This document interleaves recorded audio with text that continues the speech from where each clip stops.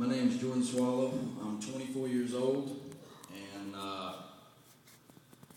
I grew up a pretty good life. I was raised right. I was raised by a split family, and I kept a lot built inside of me that no one knew. And I have to say, it was up in my 20s, right when I turned 20. I mean, I was still a virgin. I was living right. I was doing pretty good, and all of a sudden, I fell. I got into partying and drinking and smoking marijuana. And then I was introduced to a pill called Oxycontin. And it took over my life. It destroyed me. I didn't know at first that I was addicted. I just did it just to get the rush. I felt like Superman. And time went by and I got my girlfriend pregnant. And we had a little girl. I didn't pay no attention to nobody. I pushed my family aside. I disrespected everyone. I lied to everyone. I mistreated everyone. I only did what was convenient for Jordan. And the only time I could show my family love is if I was high. And I got into stealing.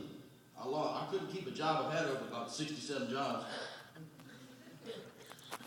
And I got into stealing whatever I could live, it was mine, straight to the pawn shop. And one day it caught up with me. And it was January 6th at 12:30 in the morning, or at lunch. And I was trying to steal some copper from Nutco Supply House on Blue Bond Airline. And it was scary because all I remember was just getting caught and just thinking, oh my gosh, I'm on probation. I'm backing up 3 years plus whatever this carries.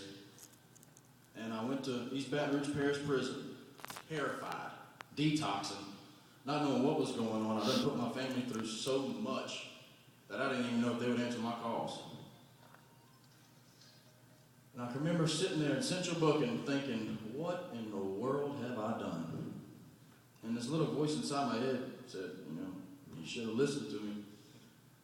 Because I can remember standing myself numerous times in the mirror saying, Jordan, you don't need to be doing drugs, bro.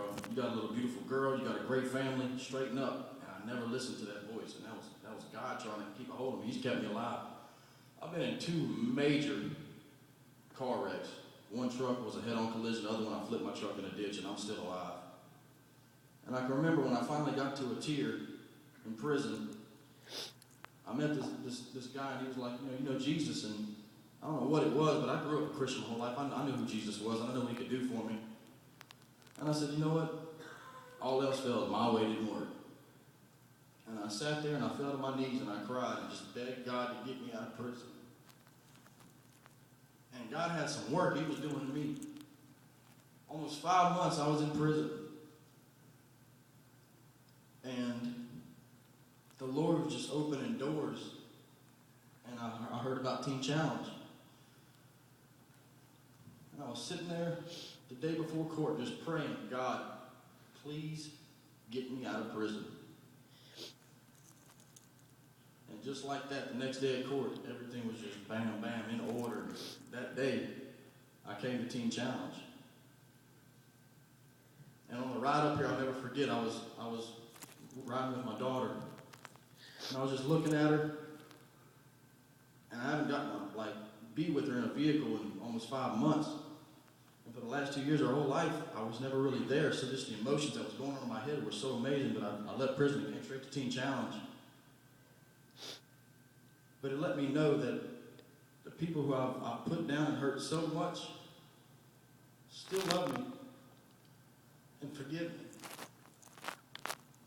And my daughter is so beautiful. But I came to Teen Challenge, and I've been there about a month and a half, a little over a month and a half. And God is just putting everything in order for me. It's awesome. When I finally surrendered, I was stubborn. I was hard-headed. Well, I was mad. I couldn't see my fiance. And I hit the bed. Just had anger and stuff, but I'm doing good now. But the Lord really turned my life around. And that's basically my testimony, is that when you run from yourself, you eventually hit rock bottom. And Jesus is the only way up from there. So I just wanted to tell y'all that. Thank y'all for listening to my testimony. I'm going to sing y'all Amazing Grace real quick.